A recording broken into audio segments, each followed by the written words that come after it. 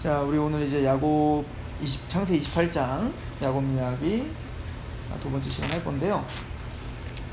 우선은 28장에 보시면 에서가 아내를 맞는 장면이 나옵니다. 그 28장 6절에 보시면 에서가 본즉 이삭이 야곱에게 축복하고 그를 바단 아람으로 보내어 거기서 아내를 맞이하게 하였고, 또 그에게 축복하고 명하기를 너는 가나안 사람의 딸들 중에서 아내를 맞이하지 말라 하였고, 또 야곱이 부모의 명을 따라 바단 아람으로 갔으며 에서가 또 본즉 가나안 사람들의 딸들이 그의 아버지 이삭을 기쁘게 하지 못하는지라.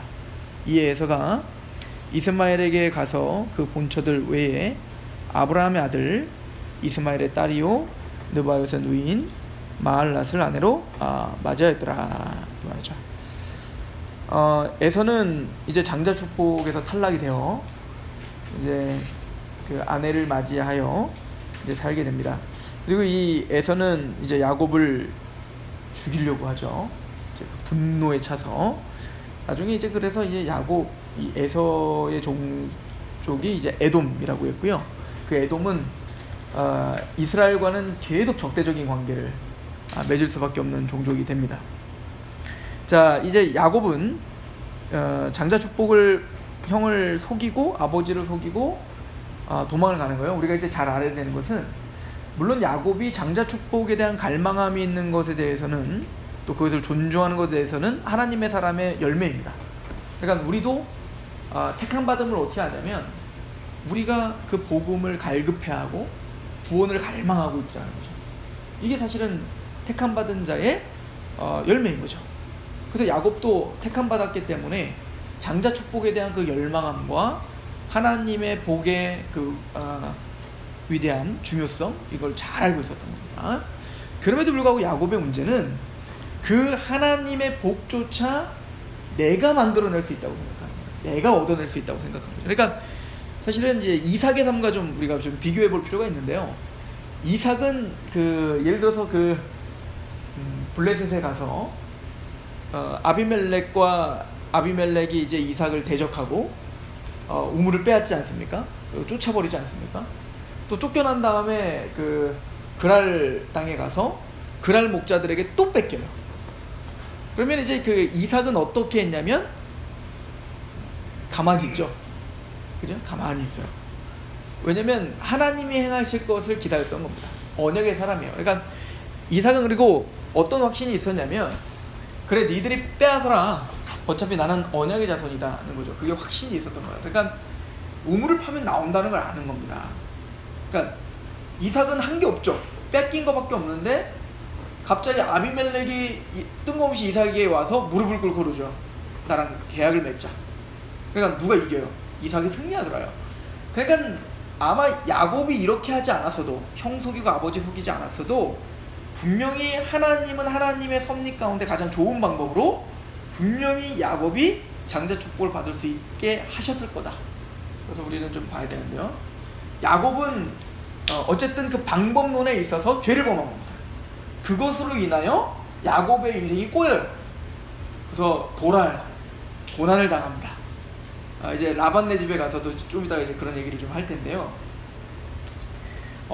이제 야곱이 도망을 가다가 이제 중요한 사건이 있죠. 바로 베델 사건입니다. 이 베델 사건은 야곱이 이제 도망을 가서 잠을 자는데 돌베개를 메고 잤다. 뭐 어떤 신학자는 이제 그 돌베개라고 하는 것은 호신용이다. 이렇게 돌을 이렇게 딱 베고 있다가 누가 오면 확 치려고 하는, 아마 그런 어떤 그 무기와 같이 쓰려고 했던 것이다. 이렇게 또 말하는 사람이 있더라고요. 또 이 돌베개는 또 이제 사실은 이제 고난의 상징이죠. 고난의 상징입니다. 그래서 그 베델에서 야곱이 이제 고난 중에 잠을 자고 있는데 하나님께서 환상을 보여준 거예요. 어떤 환상을 봤냐면 하늘이 열리고 하늘에서부터 땅이 연결되는 사닥다리를 본 거죠. 그죠? 연결되는 사닥다리를 봤는데 이 사닥다리 위에 인자가 오르락 내리락 하는 거예요. 그러니까 이 사닥다리 위에 천사들이 오르락 내리락 하는 걸 보죠. 그리고 이 사닥다리 위에서 하나님의 말씀, 즉 언약이 선포되는, 그죠? 그리고 야곱이 잠에서 깨어 그때 깜짝 놀래갖고 뭐라고 하냐면 이곳에 하나님이 계신지 몰랐습니다요. 내가 이곳이 하나님이 계신지 몰랐는데 이곳이 하나님이 계시는군요. 그리고는 이름을 벳엘이라고 줬다고요. 이 베잇, 이건 벳은 뭐냐면 집이란 뜻이에요. 집. 그리고 엘은 하나님이에요. 그러니까 이곳이 바로 하나님의 집입니다. 이렇게 이름을 지은 거죠. 그리고 야곱이 서원을 합니다. 서원을 하는데요. 그 서원 기도의 내용이 굉장히 의미심장해요. 그래서 한번 이 본문을 좀 한번 읽어보고 가는 것도 괜찮을 것 같아요. 한번 보시죠. 자, 10절부터 볼게요.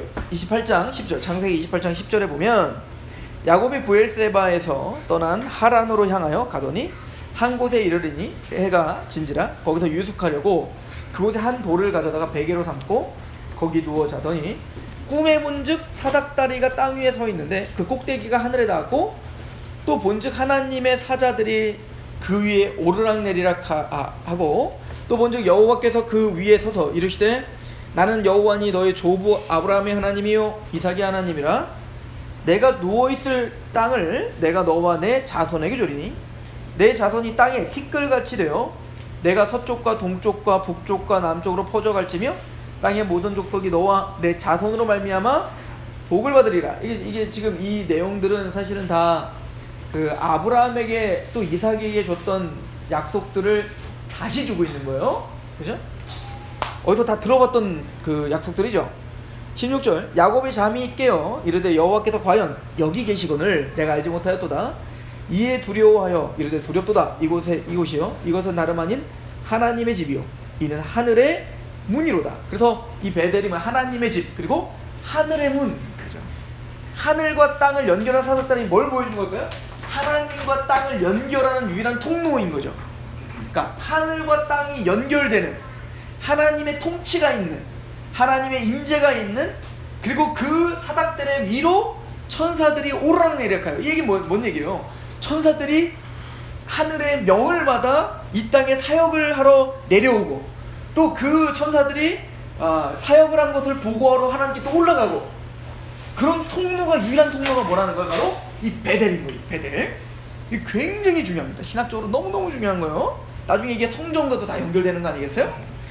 자, 그래서 이 베델이라 이름을 줬죠. 그래서 20절 보세요. 야곱이 서원하여 이르되 이제 서원합니다.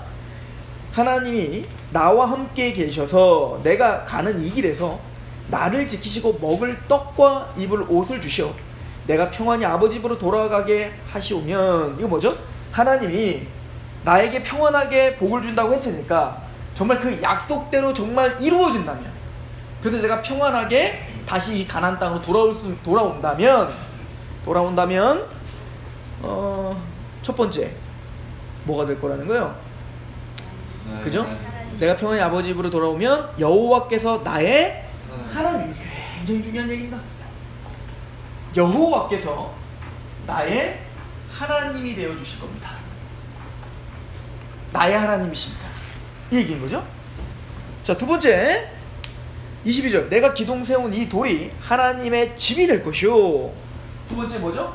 이 베델이 하나님의 집이 될 것이며 그리고 그 하나님의 집에서 뭐 하겠어요? 당연히 여기 보면은 이제 그 10분의 1을 내가 반드시 하나님께 드리겠나이다 이렇게 표현을 하죠. 그러니까 10분의 2 11조를 드렸다는 얘기인데 이 얘기 뭐냐면 하나님의 주권을 인정했다는 얘기인 겁니다. 그렇죠? 그래서 만약에 하나님께서 나를 이 언약을 성취하셔서 만약에 나를 이곳에 오게 하신다면 당신은 나의 하나님이 되실 것이며 이곳이 하나님의 집이 될 것입니다. 이거요. 그리고 내가 11조를 드리겠습니다.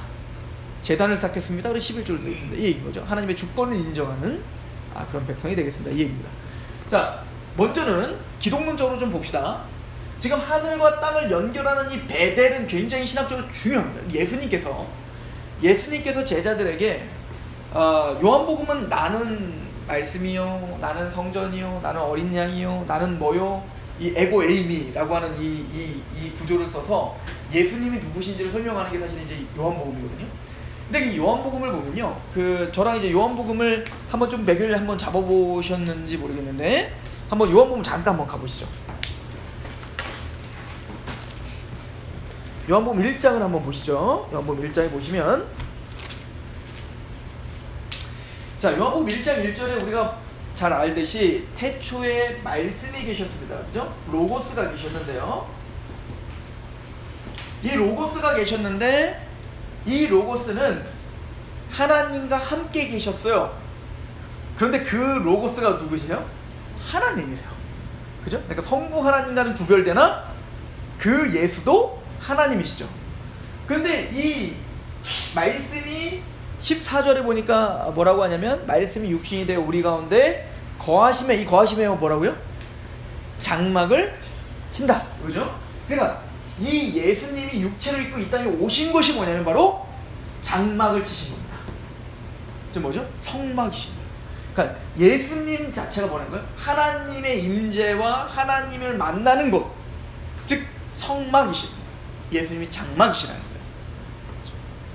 그 장막, 우리 안에 거하심에 할 때 이 거하심의 스케노라고 하는 이 단어가 원래는 이제 장막을 치시다, 직역하면 그런 거예요. 이걸 의역해서 이제 거하시다라는 말을 쓴 겁니다. 그래서 이 장막을 치셨다는 거죠. 그러니까 예수님이 바로 성막이시라는 거예요. 그리고는 어디로 인도하냐면요, 바로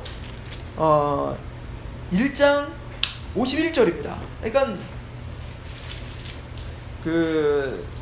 그래서 이제 예수님이 세례를 받으신 이후에 보라, 세상 죄를 지고 하는 하나님의 어린 양입니다. 성막에서 뭐 하는 거예요? 성막은 죄가 씻음 받고 하나님과 화목하게 되는 곳이 성막이죠. 그러니까 예수님은 성막이시며 예수님은 또 화목하게 하는 어린 양이셔. 그죠? 혼자 다 하시는 겁니다. 그리고 예수님은, 그래서 결론은 누구냐면 51절 같이 한번 읽어봅시다. 시작. 또 이르시되 진실로 진실로 너에게 이르노니 하늘이 열리고 하나님의 사자들이 인자 위에 오르락내리락 한 것을 보리라. 이걸 구약을 아는 사람들은 이걸 딱 들으면 바로 뭐가 딱 생각나는 거예요? 베델입니다. 야곱의 사닥다리가 딱 생각나는 거예요. 그러니까 야곱의 사닥다리의 그 모습과 다른 점이 있다면 뭐예요? 여긴 사닥다리가 있지만 여기 인자가 있는 거예요. 사닥다리 위에 천사가 오르락내리락 하는 것처럼 인자 위에 바로 사자들이 오르락내리락 하더라. 그러니까 하늘과 땅을 연결하는 유일한 사닥다리, 유일한 통로, 하늘의 문, 하나님의 집은 누구시라는 거예요? 예수이시다. 나다. 이 얘기를 예수님 하고 계시죠. 그래서 이 이야기를 하면서 바로 2장에 뭘 연결되는 거예요. 보세요. 그래서 이 2장에 보시면 19절, 예수께서 대답하여 이르시되 너희가 이 성전을 헐라 내가 사흘 동안 일으키리라.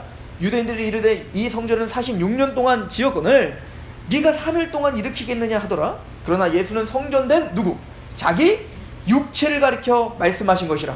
죽은 자 가운데 살아나신 후에야 제자들이 이 말씀하신 것을 기억하고 성경과 예수께서 하신 말씀을 믿었더라. 예수님의 십자가에 죽으시고 부활하심으로 뭐예요? 바로 그 육체, 예수가 바로 뭐라? 성전이시다. 그러니까 요한복음은 굉장히 짧은 1, 2장에 아주 농축적으로 우리에게 설명하죠. 예수는 성막이시며 우리의 베델이시며 우리의 성전이시다.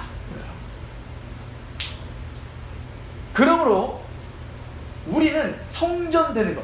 그래서 요한복음 3장에는 니고데모를 통해서 내가 진실로 진실로 너에게는 물과 성령으로 거듭나지 않으면 하나님 나라를 볼 수도 없고 갈 수도 없어. 이 말을 하면서 제가 우리는 이제 구원론을 다 했기 때문에 뭐 이거 다 이해하시잖아요.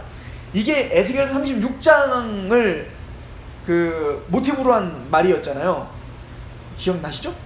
에스겔 36장에 보면 성전에 맑은 물을 뿌려, 이제 기억나시죠? 그죠? 정결하게 하고 우상 숭배를 제거하고 그리고 거기에 새 마음을 주어, 새 영을 부어 마음을 부드럽게 하시고 그리고 내 영, 즉 성령을 부어 나는 너의 하나님이 되고 너희는 나의 백성이 되리라. 그러니까 에스겔은 어떤 배경 속에서 하는 얘기냐면 지금 성전이 완전 더러워져 성전을 하나님의 영광이 그 성전에 함께 할 수 없다. 그러므로 나는 새로운 성전을 짓겠다는 거예요. 사실은 다시 정결한 성전을 짓겠다는 겁니다. 근데 그 정결한 성전은 뭐요? 하나님께서 맑은 물을 뿌려서 정결하게 하고 거기에 새 마음을 주시고 그리고 성령님이 임하시는 게 바로 성전이시다. 이게 바로 우리 마음의 거듭남을 이야기하는 거죠. 즉 예수 그리스도의 십자가의 피가 우리 안에 뿌려져 정결하게 되고 거기에 우리는 믿어 새 마음을 주셔서 부드러운 마음이요 하나님을 마음을 다하고 뜻을 다하고 목숨을 다하여 사랑하게 되고 거기에 누가 임하세요? 성령님이 우리 안에 임하셔 너희가 하나님의 성전인 것과 하나님의 성령이 너희 안에 거하신 거 알지 못하느뇨? 하나님의 성전이 거룩하니 너희도 거룩하라. 이 고린도서 3장 15절 16절의 말씀이거든요. 그러니까 예수님이 바로 성막이시며 예수님이 바로 베델이시며 예수님이 바로 성전이신데 그 성전이신 예수 그리스도로 말미암아 우리 눈이 떠져 거듭나 그 예수님을 영접한 우리가 이제는 성전 되는 거예요. 거듭나는 거죠. 그리고는 요한복음 4장은 뭔 얘기죠? 예배에 대한 이야기가 나오는 거예요. 그렇게 참된 성전이 되어 하늘과 땅을 연결한 예수 그리스도 안에서 신령과 진정으로 드리는 예배가 무엇인지를 설명하죠. 이게 요한복음 4장의 이야기입니다. 자, 그러므로 오늘 이제 베델 사건으로 다시 와서 바로 이 사건은 바로 예수 그리스도께서 우리의 성전 되심에 대한 모형이 되는 거죠. 우리가 신약의 관점으로 볼 때 말입니다. 게다가 보세요. 이 사닥다리 위에서 뭐가 선포되죠? 하나님의 약속이 선포되는 거예요. 마찬가지로 우리가 그 하나님의 언약에 선포되고 그 언약의 확증은 누구밖에 없는 거예요? 예수 그리스도 위에서 언약이 들리는 거예요. 예수 그리스도를 떠나서는 하나님의 약속을 들을 수 없어요. 그 약속이 나와 상관이 없다고요. 자, 그런데 이 베델에서 우리가 좀 눈여겨봐야 될 게 있습니다.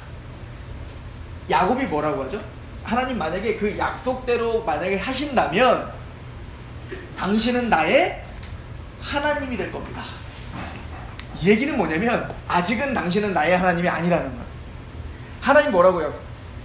아브라함의 하나님, 이삭의 하나님이다 이렇게만 얘기했다고요. 그랬더니 뭐라고 하는 거예요? 하나님의 약속이 만약 성취가 된다면 그 내가 만약에 이곳에 온다면 여호와는 나의 하나님이죠. 저는 이게 우리 신앙에 있어서 굉장히 중요한 저는 사건이라고 봅니다. 그러니까 그 욥이요, 욥기에 보면 이제 고난을 당하기 전에 하나님을 알았겠죠. 근데 고난을 당한 이후에 막 회개하면서 뭐라고 하냐면 내가 지금까지는 귀로만 들었지만 이제는 당신을 눈으로 봅니다. 이거는 뭐냐면 아브라함과 이삭과 야곱의 하나님, 이 출애굽기에 보면 이제 모세에게 하나님의 이름을 뭐라고 해요? 나는 아브라함의 하나님, 이삭의 하나님, 야곱의 하나님이다 이렇게 표현하지 않습니까? 그러니까 우리도 아브라함에게 언약하시고 역사하셨던 하나님, 이삭에게 말씀하시고 역사하셨던 하나님, 야곱에게 또 동일하게 말씀하시고 역사하셨던 그 하나님이 오늘도 살아계시다 나의 하나님입니다 라고 고백하는 게 참된 신앙이라고. 근데 아직도 야곱은 그런 신앙이 아니라는 거예요. 그래서 아직 야곱이 만약에 하나님의 약속이 성취되는 걸 본다면 당신은 나의 하나님이 될 것이고 나는 이 베델에 제단을 쌓고 이곳이 바로 하나님의 집이 될 것이며 그리고 내가 11조를 바치겠습니다. 이 얘기는 뭐죠? 내가 하나님의 주권을 인정하는, 이 얘기는 뭐냐면 당신은 나의 하나님이 되고 나는 당신의 백성이 되겠습니다. 이 얘기란 말이에요. 그리고는 야곱이 라반네 집으로 가는 겁니다. 그죠? 자, 그럼 라반네 집에 어떤 일이 있었는지 그냥 사실은 이제 뭐 여러분들 다 아시니까 그냥 쭉 설명을 할게요. 라반네 집에 이제 하란으로 갔는데 제일 먼저 막다트린 게 누구냐면 이제 그 라헬을 봅니다. 라헬. 어디서? 우물에서. 야, 이 성경에서 믿음의 사람들은 다 우물에서 우물에서 다 만나요. 뭔가 일이 벌어지는 건 다 우물가입니다. 모세가 미디안에서 시보라를 만난 게 우물가입니다. 이삭의 아내 리브가를 엘리에셀이 만난 곳이 우물가입니다. 그리고 오늘 야곱이 첫눈에 반한 라헬을 만나는 그것도 우물가입니다. 그리고 사마리아 여인이 참된 신랑인 예수를 만나는 곳이 우물가입니다. 우리에게 굉장히 중요한 모형이 되죠. 사실은 그 리브가랄지 또 이 라헬이랄지 십보라랄지 사실은 그 사람들은 이삭을 만났고 모세를 만났고 야곱을 만났기 때문에 언약의 어머니가 된 거예요. 언약의 반열에 들어간 거란 말이에요. 그러니까 그것은 사실은 우리를 참 모형을 해요. 그래서 그 요한복음 4장의 말씀을 그 우리가 한번 보면 이 사마리아 여인이 예수님의 이 사마리아 여인이 보면 어떻게 했습니까? 그 여인이 남편이 몇 명이냐 이거 물어보잖아요. 그러니까 예수님이 이제 우물가에 가서 그 한 여인이 이렇게 있으니까 나 물 좀 달라. 그랬더니 그 여인이 유대인이 왜 사마리아 여인한테 말 시키세요? 이렇게 되니까 네가 내가 누군지 알았으면 물 줬을걸? 그런 다음에 남편이 뭐 있냐 없냐 뭐 이렇게 남편이 몇 명이냐 이렇게 물어봤더니 나 남편 없어요. 이렇게 물어보니까 남편 없다는 말이 맞지. 지금도 남편이 네가 5이 있었지만 지금 남편은 진짜 남편도 아니니까 남편 아니지. 이렇게 된 거예요. 그러니까 그 여인은 누구에게도 말하고 싶지 않은 과거이죠. 죄죠. 어떻게 보면 가장 자신을 생각할 때 가장 치명적인 거예요. 근데 그 예수님은 그걸 드러내시는 겁니다. 그죠? 그러니까 이 여인이 내가 말도 안 했는데 자신의 모든 것을 다 알고 있는 거예요. 처음 만났는데. 그래서 너무 신기해갖고 혹시 선지자세요? 이렇게 된 거예요. 그래서 이 예수님이 이 땅에서 여기서도 이 예루살렘에서 선지자세요? 그러니까 여러분들 그 만약에 선지자 만나면은 뭐 물어보실래요? 그러니까 지금까지 제일 궁금했던 거 물어보지 않겠어요? 풀리지 않는 거. 도대체 얘 정도는 뭐야? 뭐 이런 거 있잖아요. 그러니까 그런 것들을 물어본 거죠. 그러니까 이 여인도 평소에 너무너무 궁금했어요. 뭐냐면 이제 사마리아 땅이요. 이제 그 여로보암과 르호보암을 통해서 북이스라엘과 남유다가 갈라졌을 때 10지파 데리고 여로보암이 이제 갔고 이제 그 르호보암 그러니까 솔로몬의 아들 르호보암이 2지파 유다와 베냐민 지파로 나눠졌지 않습니까? 그때 이제 여로보암이 이제 우리가 남과 북으로 갈라진 것처럼 갈라버렸으니까 이 북이스라엘 사람들이 예루살렘으로 예배드리러 가면은 정통성이 훼손이 가잖아요. 자기가 뭔가 꿀리잖아요. 그러니까 어떻게 되냐면 예루살렘 잘못됐다 이거야. 하나님 원래 예루살렘에서 예배드리는 것이 좋아하지 않는다. 그렇게 한 다음에 자기들끼리 예배 초소를 만들었는데 그게 뭐냐면 그리심산에다가 만들었다. 거기 사마리아 땅, 사마리아의 그리심산에다 만들었는데 그 여인이 그러니까 사마리아 거기에 야곱의 우물이 있었다고요. 그러니까 거기에서 이제 이 여인이 우리 조상들은 이 산에서 예배드리라고 하는데 당신네 조상은 저 예루살렘에서 예배드리라는 다면 어디가 맞아요? 이렇게 물어본 거예요. 선지자인 줄 알고. 그러니까 예수님이 뭐라고 하냐면 이 산에서도 말고 예루살렘에서도 말고 예배할 때가 온다. 때가 중요하다 이거. 예배할 때가 오라니 영과 진리로 예배하는 자를 하나님이 찾으신다. 그런데 이 여인은 이 때가 언제인지 정확하게 알았어요. 그래서 뭐라고 하냐면 메시아가 오시면 그리스도라는 자가 오시면 그때를 알려주신다고 했습니다. 흘러가는 이야기의 이 뉘앙스가 범상치 않아. 선지자가 아닌가 봐. 그러니까 이 여인이 뭐라고 하냐면 혹시 메시아? 이렇게 된 거예요. 그때 예수님이 아주 한마디로 딱 내가 그러라. 딱 그런 거예요. 그때 이제 이 여인이 메시아 만났다! 그러고 막 가갖고 막 동네방네 막 그렇게 했던 그 장면이 여기 있는 거죠. 그 여인은 사실은 죄가 있고 사람들에게 조롱받는 여인이며 사실은 가진 것이 없는 여인이죠. 근데 그 우물가에서 사실은 그 여인은 하루하루 그 생명을 연장하는 물을 마시기 위하여 그 우물가에 왔는데 그 우물가에서 영원한 생명의 음료이신 누구를 만나는 거예요? 진짜 신랑이신 그 남편 이야기가 괜히 있는 게 아니에요. 그래, 그들이 진짜 남편이 아니라 누가 남편이라는 거예요? 나에게 영원한 생명을 줄 수 있는 바로 그 우물을 주는 그 예수가 우리의 참 신랑이라고 말하는 거죠. 그게 우리의 이야기인 거예요. 우리의 이야기. 우리가 바로 그 우물가에서 예수를 만나는 거예요. 우리는 갈급하거든요. 갈증이 있는 거거든요. 그런 갈증 가운데 우물에 갔더니 거기서 참된 신랑이신 예수를 만나는 것처럼 그렇게 믿음의 선진들이 바로 우물가에서 참된 신랑을 신부들이 만나는 거죠. 이런 장면들이 계속 반복적으로 진행되는 거예요. 이 성경 속에서요. 아무튼 그래서 이제 그 우물가에서 만나갖고 이제 그 라반네 집으로 잘 갑니다. 갔는데 라헬이 너무 좋으니까 우리가 잘 아는 것처럼 라헬 나한테 주세요 이거잖아요. 그러니까 이제 그 삼촌 라반이 야곱에게 그럼 7년 동안만 나에게 와서 열심히 노동해. 그럼 내가 줄게. 이렇게 약속을 했고, 야곱은 7년이 7일인 것처럼 일했다는 거 아니에요? 그 너무 사랑하는 거죠. 너무 사랑해서 그렇게 사랑했는데 7년이 딱 지난 다음에 어떻게 했습니까? 결혼식을 딱 해서 첫날 밤 누구를 들여보내요? 언니를 들여보내는 거예요. 근데 그 성경에는 그 언니, 그 레아의 그 외형을 좀 부정적으로, 눈이 밝지 못하고, 그러니까 외형적으로 매력적이지 않은 거예요. 레아는. 라헬은 굉장히 예뻤던 것 같아요. 그 야곱이 그냥 천들에 반한 거 아니겠어요? 그래서 이제 라반이 야곱을 속이고 어떻게 합니까? 내가 줄게. 근데 7년 더 일해. 그럼 내가 라헬을 줄게. 이렇게 된 거잖아요. 그래서 14년을 열심히 일한 겁니다. 그래서 이제 레아랑 라헬이랑 같이 이제 데리고 살면서 그곳에서 12아들이 거기서 태어나는 거죠. 이제 이스라엘이 될 12아들이 태어나요.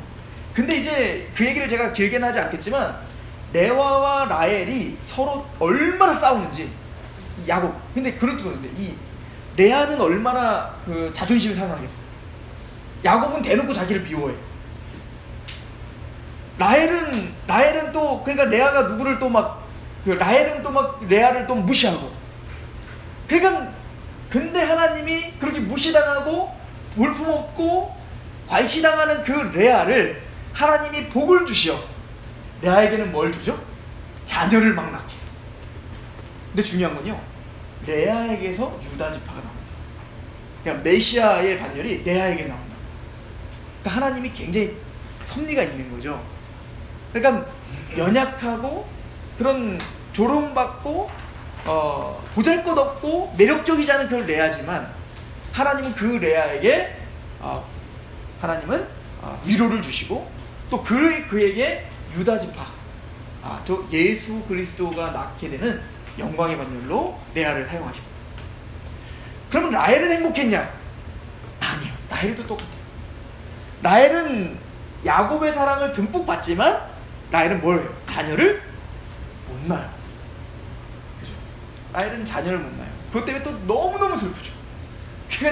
그러면 야곱은 행복했냐? 두 여자를 데리고 사니까 야곱은 더 불행하죠. 라헬이, 우리가 잘 아는 것처럼 라헬이 이제 아기를 못 낳으니까 내 종을 데리고다가 내 자녀를 낳아줘. 그랬더니 이제 야곱이 어쩔 수 없어 하고 이제 자녀를 낳았다고요. 레아가 먼저 이제 4명의 자녀를 낳고, 그랬더니 이제 그 레아가 또 그걸 보더니 더 이상 자기는 이제 아기를 못 낳으니까 내 종을 데리고 내 여종을 데리고 와서 또 내 자녀를 또 낳아줘. 그리고 막 닥달해서 또 낳죠. 그래서 12지파를 딱 이제 낳는 거 아니에요? 그러니까 여러분들 12지파 이스라엘이라는 이 12지파는요, 12아들들은 굉장히 중요합니다. 왜냐면 우리의 모습이기 때문에 그렇습니다. 우리의 모형이에요. 사실은 구약의 12지파, 이 구약의 12지파는 구약의 교회를 상징한단 말입니다.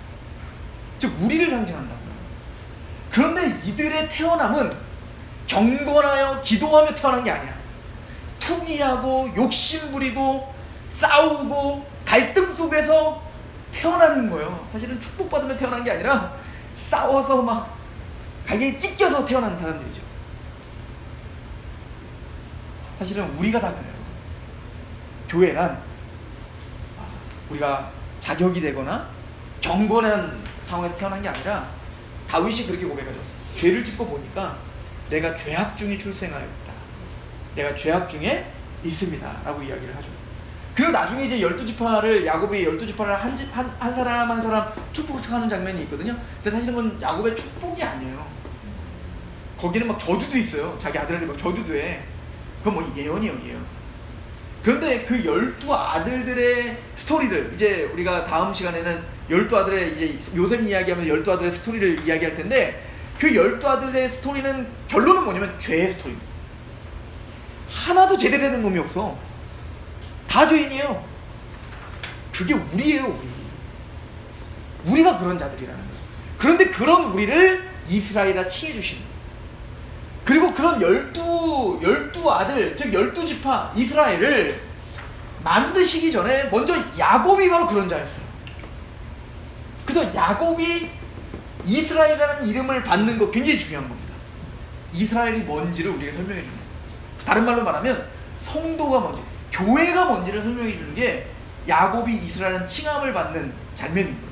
좀 이따 우리가 보겠지만 말입니다. 아무튼 그렇게 죄악 중에 출생하는 게 바로 12지파다 이 얘기인 겁니다.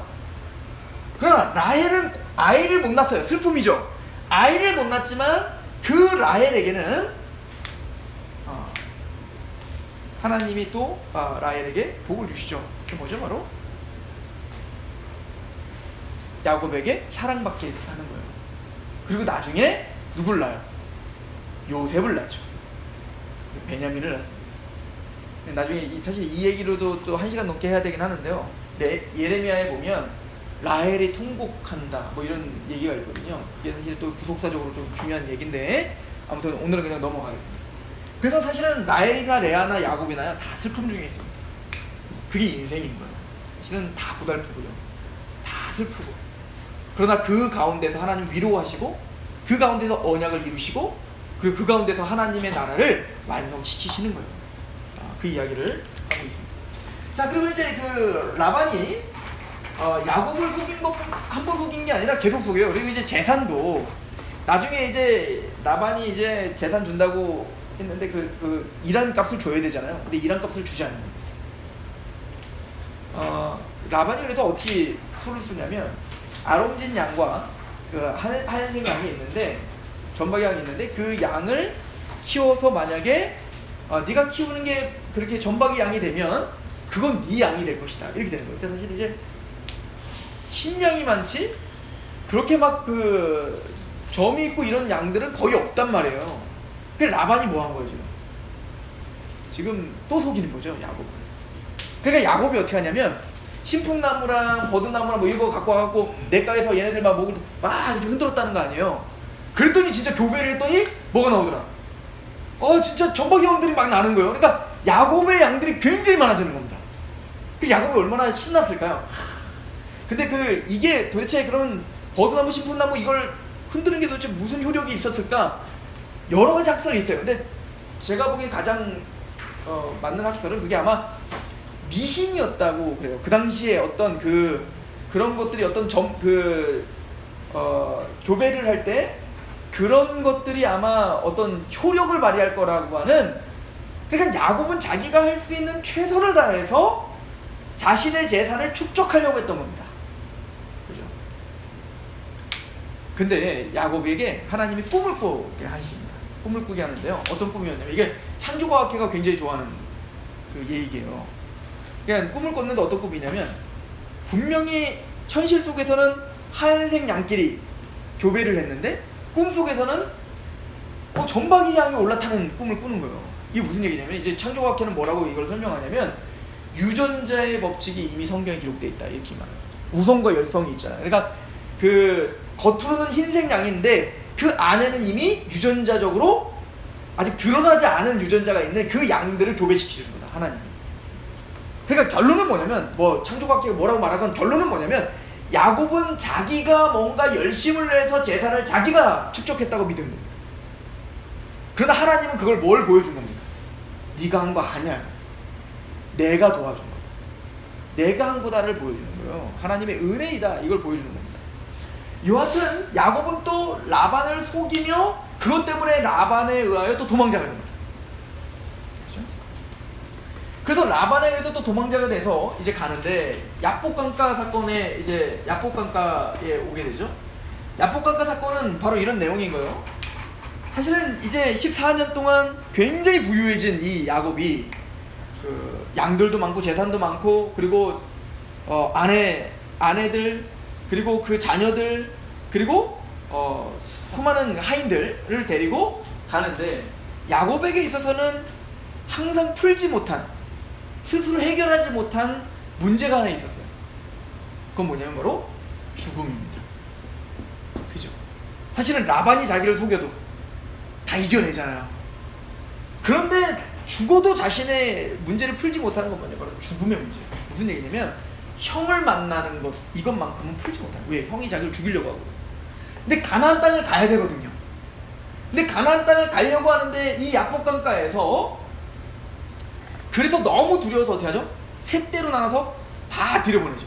자기가 평생을 걸쳐서 자신의 열심과 힘으로 축적했던 모든 부와 사람들과 자녀들과 처들을 다 올려보냅니다. 누구에게? 에서에게.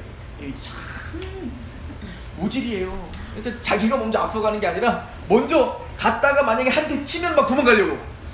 아 진짜 아브라함이나 이삭이나 하여튼 야곱이나 자기 하여튼 목숨 살려고 아내 팔아먹고 이제 야곱은 더해요. 처자식 다 팔아먹는 거예요. 이 야곱은요. 근데 홀로 남았어요. 홀로.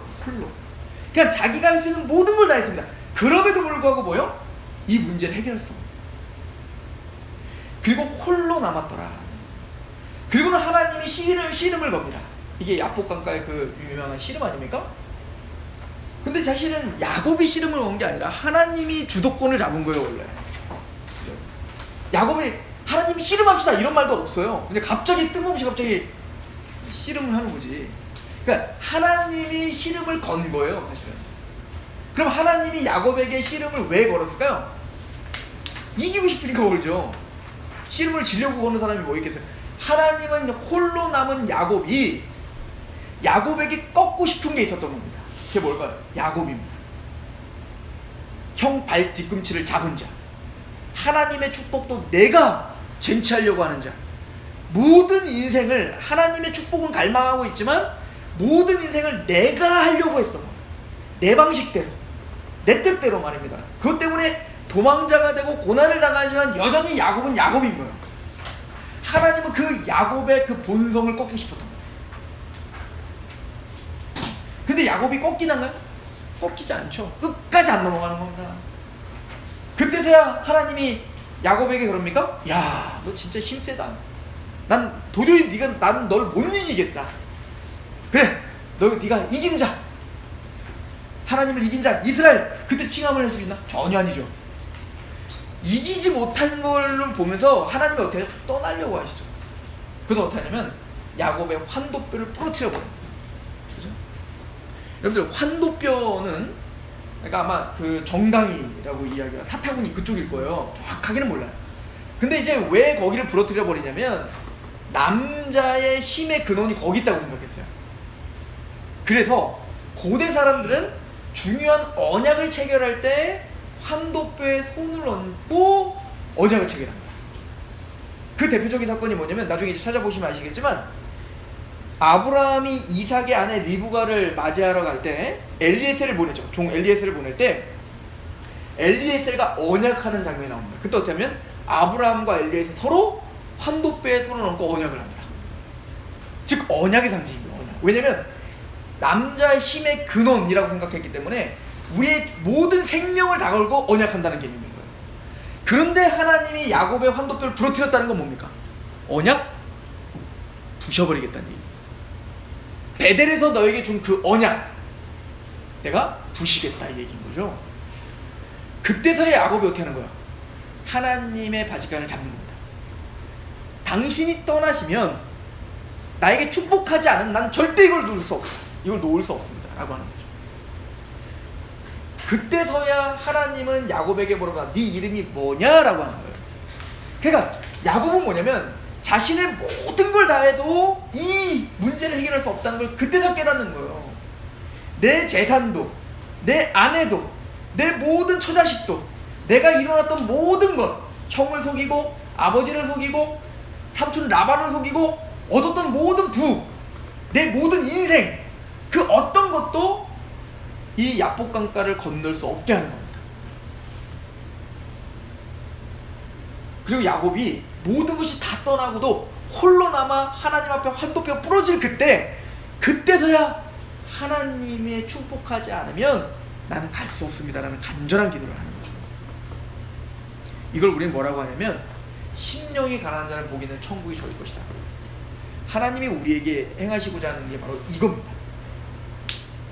그때서야 말하는 거야. 네 이름이 뭐냐? 야곱입니다. 형 뒤꿈치를 잡은 자입니다. 욕심장입니다. 도둑입니다. 내 힘으로 살려고 했던 자입니다. 그래? 이제 네 이름을 야곱이라 하지 말고 하나님을 이긴 자 이스라엘이라 하라. 이게 이스라엘의 뜻이죠. 여러분들 우리가 하나님을 어떻게 이겨요? 우리의 힘, 우리의 지혜, 우리의 능력으로 하나님께 디밀하고 이길 수 있는 자가 누가 있냔 말입니다. 야곱은 평생을 그렇게 사는 거예요. 자신의 꾀, 자신의 힘, 자신의 노력. 그러나 그 어떤 것도 하나님을 이길 수 없죠. 하나님을 이길 수 있는 방법은 뭐죠? 예를 들어서 우리 3살짜리 딸아이가 저한테 와서 내가 아빠를 이기고 말 거야, 힘으로 아무리 해도 내가 저를 이길 수 있나요? 절대 못 이기죠. 근데 저를 이길 수 있는 방법은 하나가 있어요. 그 딸아이가 아빠 하고 달려들 때 나는 그냥 넘어가는 거예요. 이게 이길 수 있는 유일한 방법이죠. 하나님을 이길 수 있는 방법은 이거밖에 없습니다. 자기를 부인하고 오직 하나님만 믿는 겁니다. 하나님만 의지하는 겁니다. 나의 어떤 인생도, 내가 이뤄왔던 어떤 행함도, 내 어떤 지식도 나를 이 죽음의 문에서 넘어갈 수 없게 합니다. 오직 나에게 생명을 주실 수 있는 건 바로 나의 길이요 진리요 생명이신 예수 그리스도밖에는 나에게 생명의 길이 없습니다. 그때 우리는 이스라엘이 되는 겁니다. 이스라엘. 다른 말로 뭐죠? 성도가 되는 거예요. 다른 말로 교회가 되는 거예요.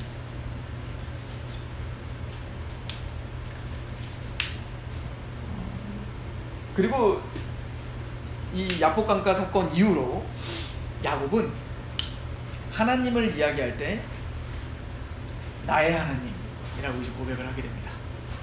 나중에 이제 12아들들을 이제 축복하는 장면을 나중에 우리 볼 거지 않습니까? 보기 이제 그때도 볼 거지만 한번 가보세요. 45장을 한번 가보시죠. 48장 한번 보시죠. 48장.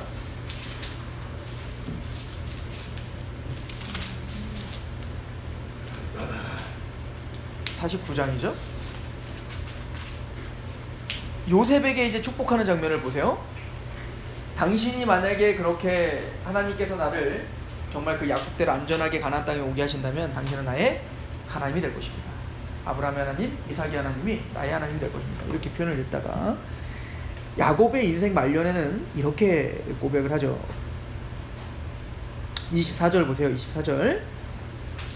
요셉에게 축복합니다. 요셉의 활은 돌이 역세며 그의 팔은 힘이 있으니 이는 야곱의 전능자 이스라엘의 반석인 목자의 손을 힘으리라. 너가 앞으로 그렇게 너를 대적하는 자들이 있겠지만 요셉아, 너의 활을 하나님은 도리어 굳세게 해서 너를 반드시 승리하게 할 거야. 왜? 야곱의 전능자가 이스라엘의 반석이. 이스라엘은 누구예요? 야곱 자기를 얘기하는 거잖아요. 그리고 또 말합니다. 25절.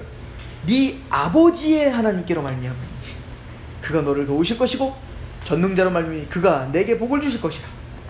위로는 하늘의 복과 아래는 깊은 샘의 복과 젖먹이는 복과 태의 복이로다.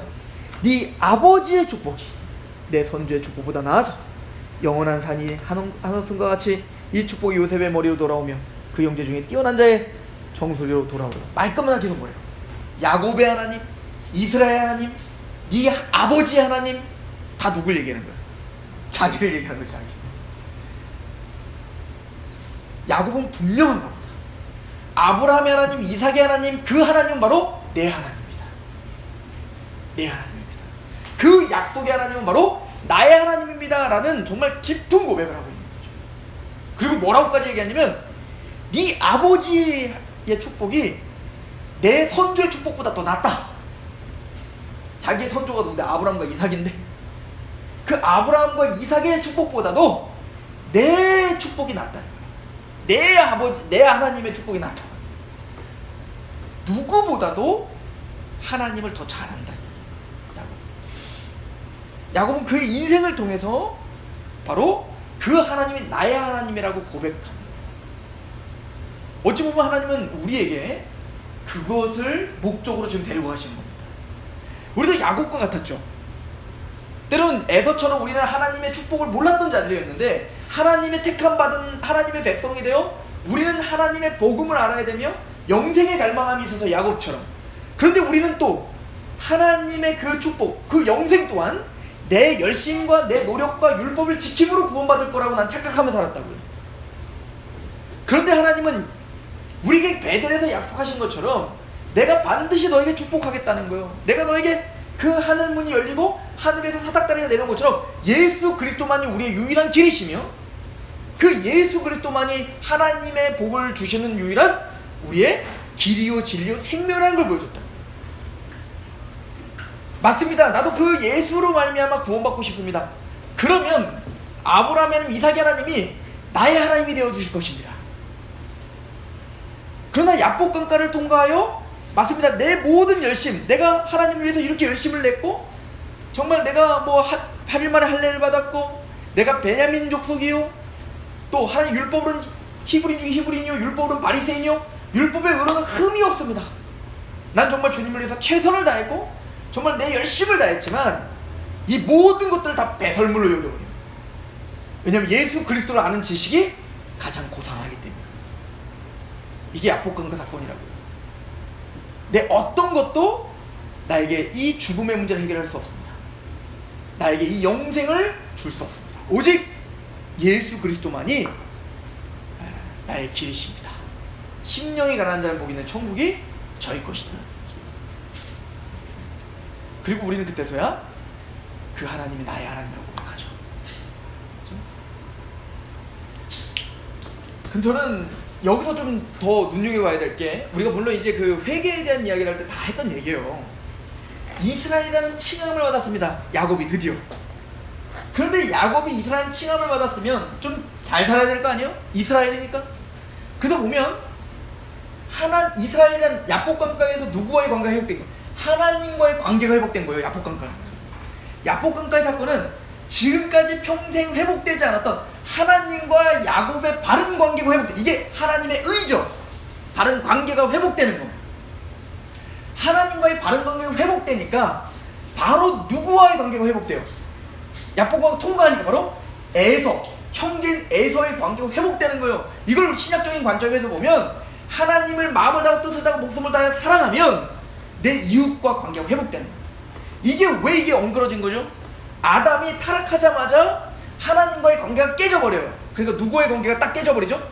하와의 관계가 깨져버리잖아. 얘 때문입니다. 아니에요? 또 가인을 보세요. 가인이 하나님과의 관계가 깨지니까 예배가 깨져버리죠. 그러니까 누구와의 관계가 깨져버려요? 형제인 아벨을 쳐 죽여버리잖아요. 그런데 바로 반대의 역사가 일어나는 겁니다. 하나님과의 관계가 회복되면 누구와의 관계가 회복돼요? 형제와의 관계가 회복되는 겁니다. 하나님을 사랑하면 이웃을 사랑하게 되는 거예요. 이게 복음이죠. 그렇죠? 그러면은 야곱은 어떻게 살아야 될까요? 이스라엘답게 살아야죠. 하나님을 이긴 자, 하나님으로 이긴 자, 이런 뜻이거든요. 그럼 정말 그런 이스라엘 이름답게 살아야 된다. 그런데 야곱은 그렇게 이스라엘 칭함을 받고 야복강가를 통과하자마자 제일 먼저 했던 게 뭐죠? 바로 하나님과 약속한 걸 지켜야 될 거 아니에요. 그래 하나님께 뭐라고 약속했어요? 나는 이 베델이 하나님의 집이 될 거고 거기서 하나님의 제단을 살 것이고 거기서 내가 11조를 드리겠습니다 했지 않았어요? 근데 이 야곱은 어떻게 했냐면 이스라엘 된 다음에 룰루랄라 에서와 이제 화해하고 이제 문제가 해결됐어요.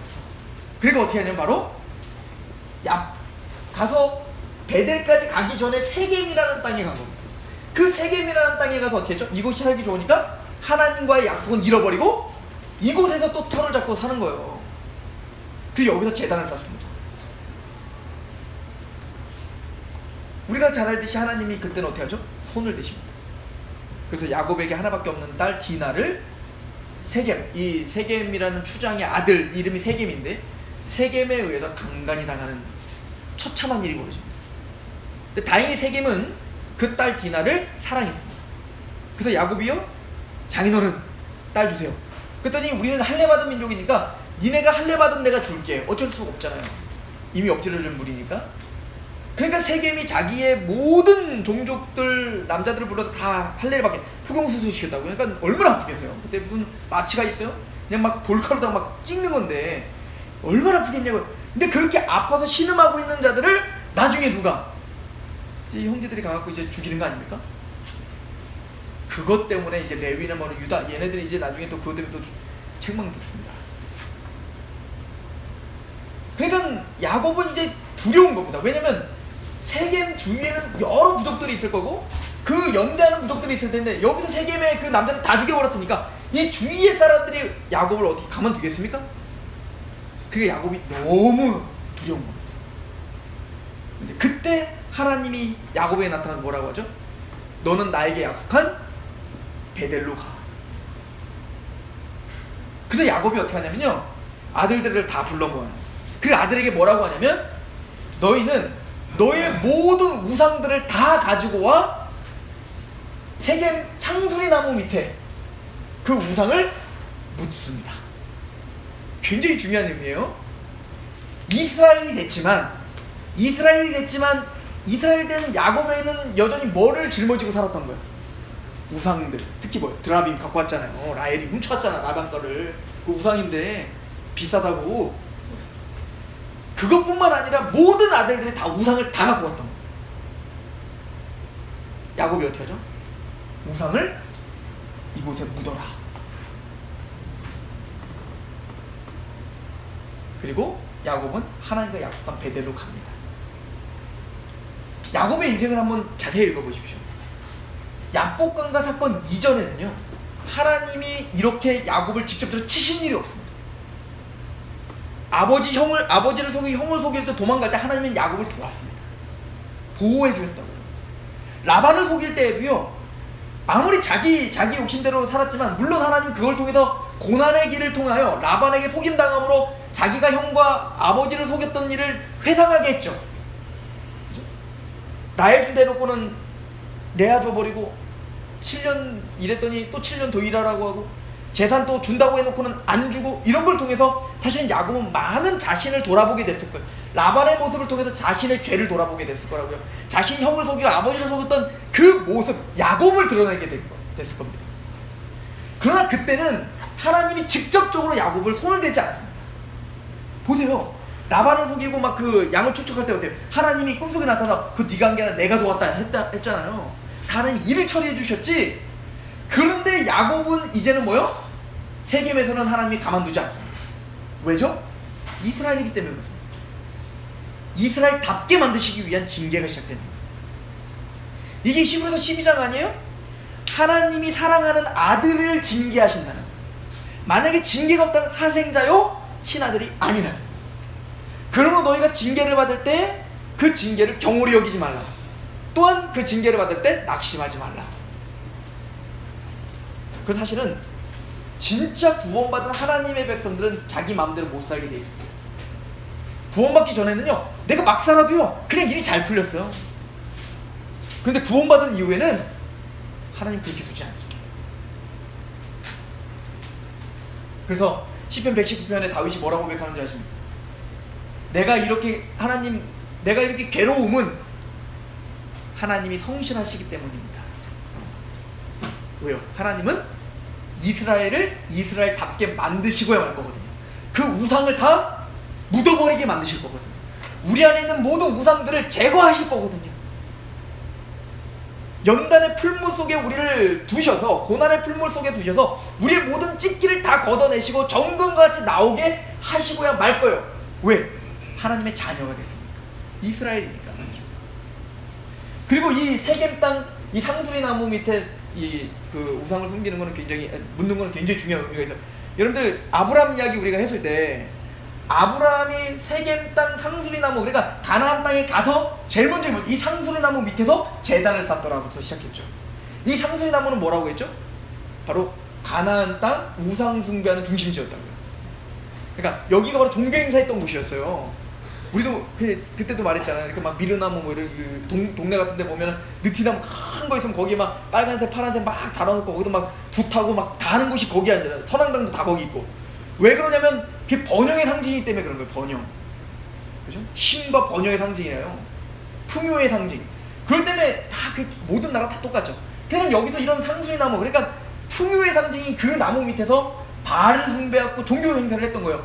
근데 하나님이 아브라함을 가나안 땅에 보내는 이유가 뭔지를 여기서 보여주는 거죠. 그 우상을 숭배하는 그 중심지에 그 우상을 부셔버리고 거기에 하나님의 예배를 회복하는 것. 이게 바로 우리가 해야 될 일이란 말이에요. 하나님의 예배가 없는 곳에 하나님의 예배를 회복하는 것. 이게 선교죠. 그래서 선교 왜 하는 거죠? 복 받으려고? 아니에요. 우리는 하나님을 마땅히 예배해야 되는 그곳에 예배가 없는 거예요. 하나님을 예배하지 않고 하나님 영원롭게 하는, 그게 답답한 거예요. 그게 내 마음을 분노하게 하는 거예요. 그래서 우리는 그곳에 가서 예배가 없는 곳에 하나님의 예배가 회복될 수 있도록, 그게 우리의 사명이죠. 그리고 그곳에 우상을 묻어야 되는 겁니다. 우상을 묻고 하나님의 집으로 가. 베델로가 하나님께 언약했던 11조, 하나님의 주권을 인정하며, 그리고 당신은 나의 하나님이며, 그곳에서 베델, 하나님의 집에서 예배하는 자가 되어야 됩니다. 하나님은 그렇게 이스라엘을 데리고 가시는 겁니다. 이스라엘이 그러면 이제 앞으로 평탄한 길을 살던가요? 어려운 길을 살죠. 흉년 들죠. 아들, 가장 사랑하는 요셉 죽었다고 생각하게 돼서 죽은 거죠. 뭐 평생 죽었다고 생각했으니까 아들 죽죠. 또 사랑하는 마지막 라헬의 아들이었던 베냐민 뺏기죠. 그 모든 과정을 통해서 이스라엘은 이스라엘답게 됩니다. 그리고 그 이스라엘의 인생은 바로 하나님이 우리를 어디로 데리고 가고 싶으신지를 보여주는 우리 신앙의 맵이 될 것입니다.